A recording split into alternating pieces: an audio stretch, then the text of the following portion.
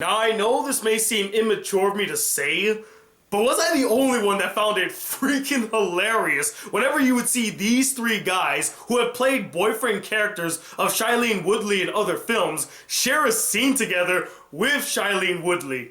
I mean, could you imagine what kind of conversations they would have on set? Just be like, so, we've all kissed Shailene in other movies before, huh? Oh, you kissed her with tongue. Oh, well, that's great. Yeah.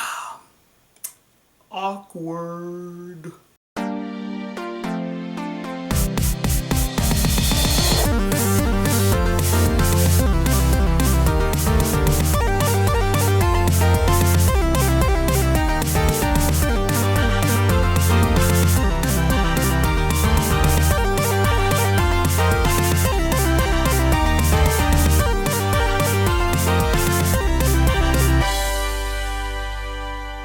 Hey guys, the Black Critic Guy, and I'm here today to review the film, the Divergent series, Insurgent. Now, the movie Insurgent takes place after the events of Divergent. Duh, who didn't know that? Where we see Trish's brother, and Peter on the run from the law as they're hiding out in Amity. And while our heroes are basically chilling in the land of the hippies, Kate Winslet discovers this very secret box that she believes will help her solve the Divergent menace. And after laying low some time with the hippies, Trish and the gang finally decide that they're gonna reunite with the Dauntless and face Kate Winslet head on with the assistance of the Factionless. Now, unlike most people, I actually like Divergent. I thought it was a really fun movie with an interesting concept, a really well-told story, some fun characters, and some great acting from all the actors and actresses involved. And of course, we all knew that this was just yet another addition in a long line of teen novel-based films to be made into a franchise. So of course, we all knew a sequel was already greenlit. And I won't lie, I was pretty intrigued to see what the follow-up Insurgent was gonna be like. Is it gonna be just as interesting as the first one, or is it gonna fail epically? And after seeing the film, I gotta say, it's okay, but I mean, as a follow-up to Divergent, it was definitely lacking. For sure. Now, there are some exceptional qualities to the film, like the visuals. They look fantastic in this film, especially when Trish is basically plugged into the Matrix. I'm not even kidding. The way that they even plug her into this machine, it's like being plugged into the Matrix. But when they transferred her into this simulation type world, it looked really cool. Like, the visuals that they used in this world were very unique and very well done. And the landscape and look of the film looks great as well. The acting in the film, for the most part, was solid, with almost each and every actor and actress doing a really good job in their performance. From Shailene Woodley as Trish to Theo James as Four, which honestly still sounds like a stupid ass name in my opinion, to Miles Teller as Peter, who honestly gave one of the best performances in the entire film. Like, this guy continues to impress me with his acting abilities. Like, he plays the douchebag character really, really well, and he's just an interesting character. And I thought the additions of Naomi Watts and Octavia Spencer to the cast was well deserved. It really adds a whole pedigree to the film, and they both gave really great performances as their characters. And Kate Winslet also did a really good job as the power-hungry villainous Janine, capturing the subtlety yet menacing factor of a character that just wants to get rid of all the divergence by any means necessary. And finally, the last thing that I really liked about this film were the last 20 minutes. They were without a doubt the best moments in the entire film. They had the most compelling action, the most compelling scenes, the best dialogue, the best acting, the best visuals. It had it all. Not to mention two interesting plot twists that were so well executed that you don't see them coming whatsoever. I mean, one of them you might have saw coming, but the other one for sure, you were just like, whoa, that happened? Why? I really didn't see that coming. You had me going there, movie. Way to go, you surprised me. And to be honest, the final moments of the film got me really interested to see where the story's going next. Like, I do want to see the next film. Sure, this one might be the average film, but it ends on a point to where you want to see where the story's going next. But sadly, even with all of those good elements, there are a couple of things that really bog this movie down, and I really mean bog it down. Probably the biggest issue with this film were the characters. For some reason, all the characters from the first film that were really well fleshed out and interesting just become one-dimensional characters in this film, and I truly mean that. You don't really give a shit about any of them, and none of them really grow as characters. I mean, you would think that as the series progressed, that the characters would also progress in development, in growth, in chemistry, and in their relationships.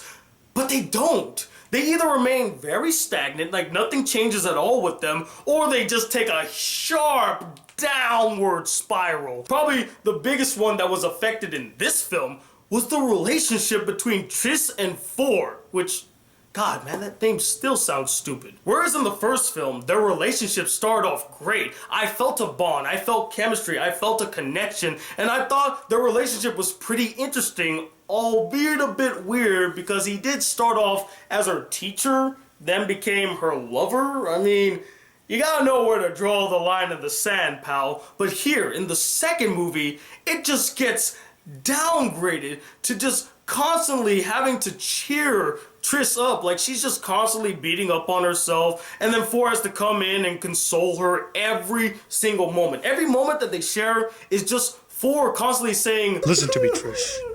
You're a great girl, okay?" "Oh no, I'm terrible. I'm such a bad person. Everyone around me just dies." "Don't say that about yourself, Trish.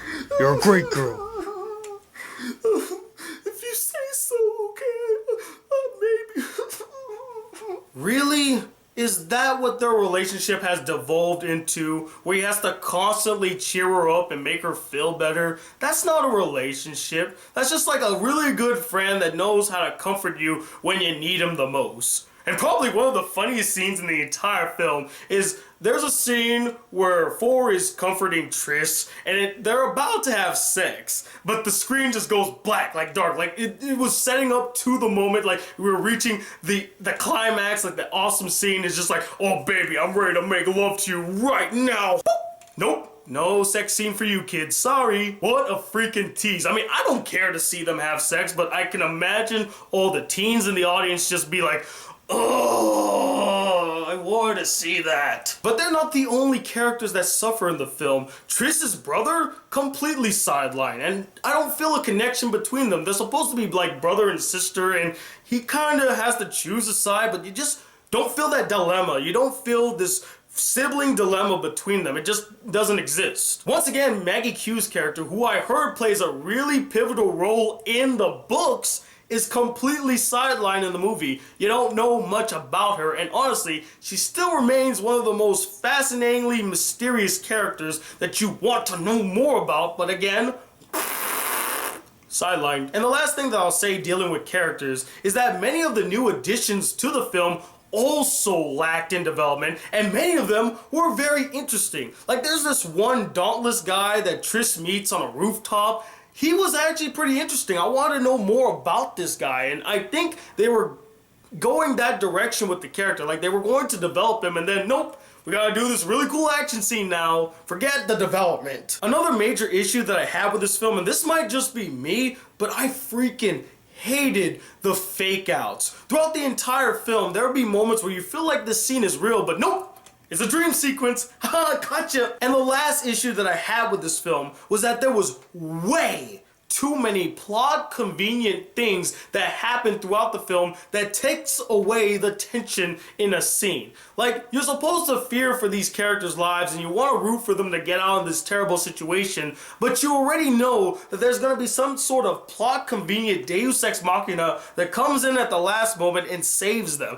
That doesn't happen just once in the film. It happens almost 4 times. And just like the fake outs, it got really repetitive and downright annoying. If there's no emotional weight or investment in a scene, then the audience is just not going to care. They're not going to care whatsoever what happens to the characters, whether they get out of the situation or not. They just don't give a shit. Overall, although this film does have some good qualities to it, and I am very intrigued to see where the story is going next, it just has so many issues that bogs this film down from being anything great and just coming off as very passé, and kind of killed the momentum that the franchise had going from the first film. And that's why, sadly, I have to give this film a 3 out of 5 stars.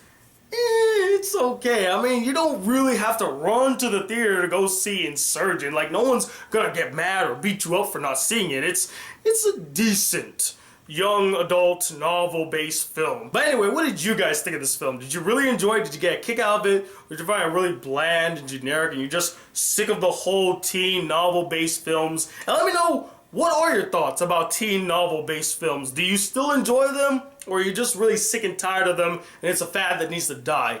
Comment below and let me know. And stay tuned, I will have my review of Free out this weekend, I promise, guys. So until that review comes, I'll be seeing you in the next video. And if you would like to be a part of the Black Critic crew, please hit that subscribe button below. Like this video if you really enjoyed it. And I'm Tony Watt II, the Black Critic Guy. Till then, peace, YouTube.